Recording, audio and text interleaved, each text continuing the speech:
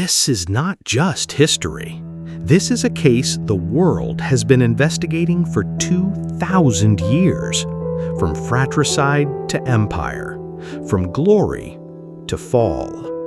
I am a detective of time, and I am solving the case of Rome.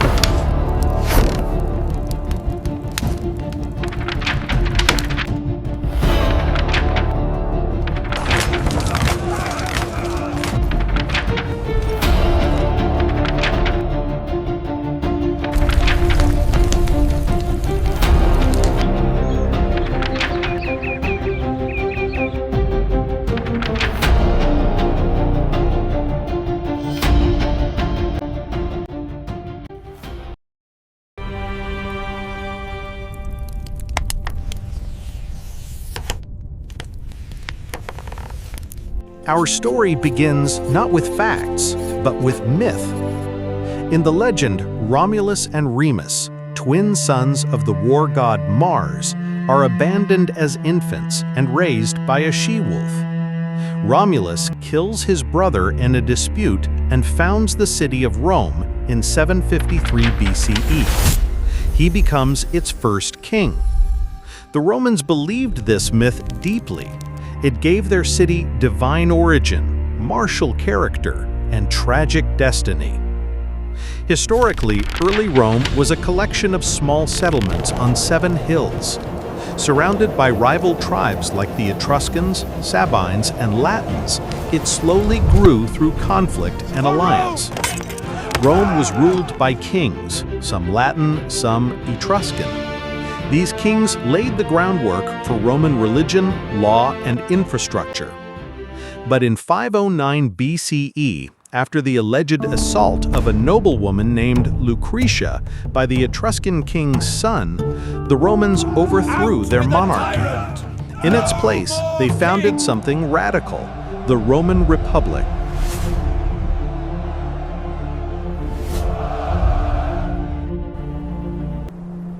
The early republic wasn't a democracy as we understand it, but it was a bold experiment. Power was divided between consuls, 2 elected leaders, and the Senate, a council of aristocrats. There were no kings, terms were short, authority was limited. But tensions soon emerged between the patricians, Rome's elites, and the plebeians, commoners who had little political power despite serving in the army and paying taxes. After decades of struggle, plebeians won concessions. The creation of the tribunes, who could veto unfair laws. The codification of laws in the 12 tables. Access to political offices once reserved for the elite. Meanwhile, Rome expanded. The Latin League was brought under Roman control. The Samnite Wars gave Rome dominance over central Italy. In 390 BCE, the city was sacked by Gauls, a trauma that fueled Roman military ambition for centuries. Rome learned, build stronger walls, train better armies, never let it happen again. By the 3rd century BCE, Rome controlled much of Italy and was looking outward. Its greatest rival was Carthage, a wealthy city-state in North Africa, founded by the Phoenicians. The result? 3 titanic conflicts known as the Punic Wars. First Punic War, 264 to 241 BCE, fought over Sicily. Rome builds a navy for the first time and defeats Carthage at sea. Second Punic War, 218 to 201 BCE. The legendary Hannibal crosses the Alps with elephants and crushes Roman armies at Cannae. But Rome refuses to surrender. General Scipio Africanus takes the war to Africa and defeats Hannibal at Zama. Third Punic War, 149 to 146 BCE. Rome destroys Carthage entirely, salts the earth, according to legend, and enslaves the survivors. Rome is now the dominant power in the Western Mediterranean, but its problems were just beginning. With victory came wealth, but also inequality and unrest. Landowners bought up territory and worked it with slaves. Small farmers, who had once formed the backbone of the Roman army, were driven into poverty. Enter the Gracchus brothers, Tiberius and Gaius. They proposed land reforms and food aid. Both were assassinated by senators. This opened the door to violence in politics, a door that would never fully close.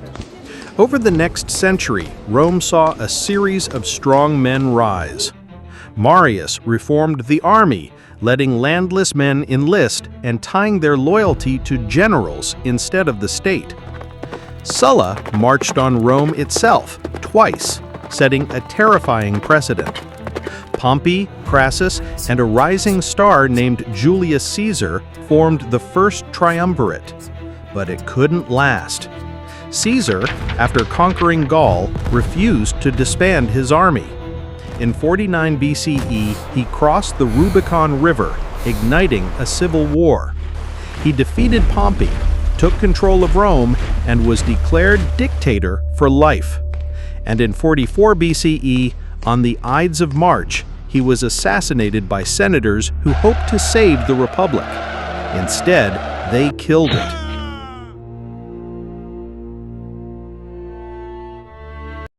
Caesar's death led to another brutal civil war. His grandnephew and adopted son, Octavian, allied with Mark Antony and Lepidus to form the second triumvirate. They hunted Caesar's killers, but soon turned on each other. Antony fell under the spell of Cleopatra, Queen of Egypt. At the Battle of Actium, 31 BCE, Octavian defeated them both. In 27 BCE, the Senate granted him the title Augustus, meaning the revered one. He became Rome's first emperor, though he kept the illusion of republican rule. Augustus ruled wisely. He brought peace, stabilized the economy, reformed the military, and began building the empire we think of today. The Roman Empire was born.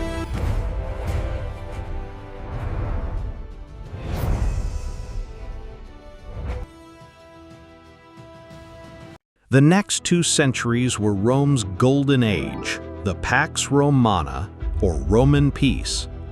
At its height, the empire covered 5 million square kilometers and ruled up to 100 million people. Infrastructure was key. Roads connected every corner of the empire. Aqueducts brought fresh water into cities.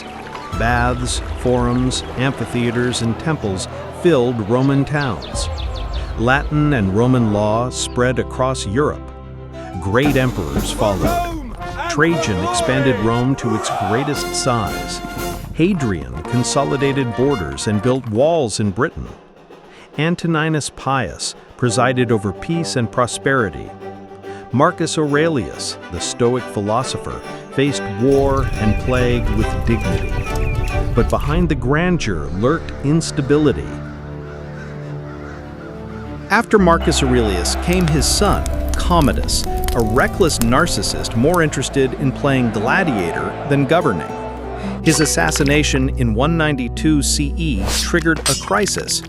Over the next 50 years, Rome endured constant civil wars, economic inflation, a deadly plague, and invasions from Germanic tribes and Eastern enemies like the Sassanid Persians. There were over 20 emperors in 50 years, many of them military usurpers. Diocletian tried to restore order by splitting the empire in 2 and creating the Tetrarchy, 4 emperors ruling together. He also persecuted Christians heavily, trying to revive traditional religion. But Christianity had taken root, and it would soon change Rome forever. Constantine the Great emerged as a powerful contender during the civil wars. In 312 CE, before the Battle of the Milvian Bridge, he reportedly saw a vision, a cross in the sky with the words, "In this sign, conquer."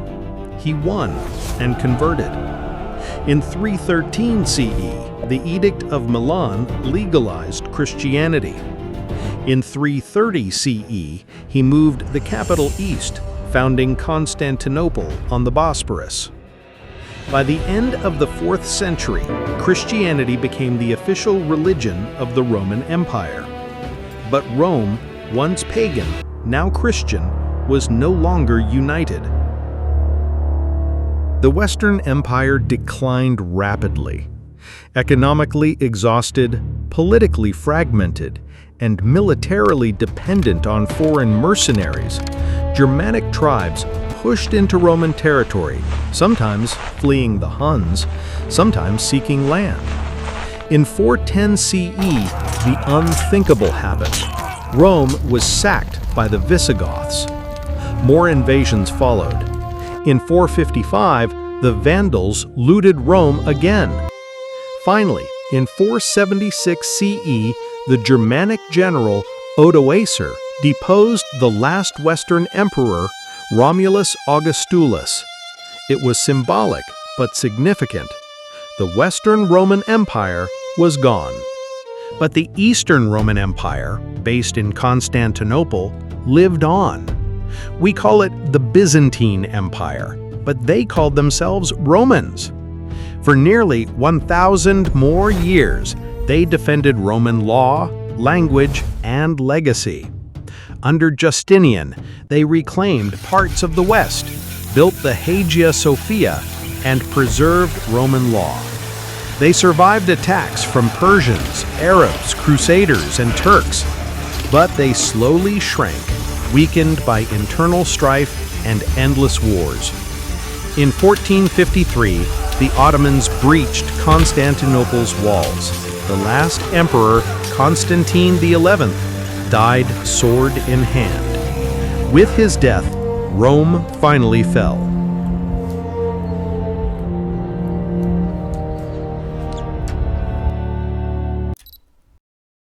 But did it really fall? Look around. Our languages, Italian, Spanish, French, Portuguese, are born of Latin. Our laws are shaped by Roman codes. Our buildings, our calendar, our very alphabet, all Roman gifts. Our ideas of republics, senates, and citizenship come straight from Rome. Rome fell, and yet it never really disappeared. It lives in our language, our laws, our cities, and our dreams. Rome is dead. Long live Rome. Thanks for your view.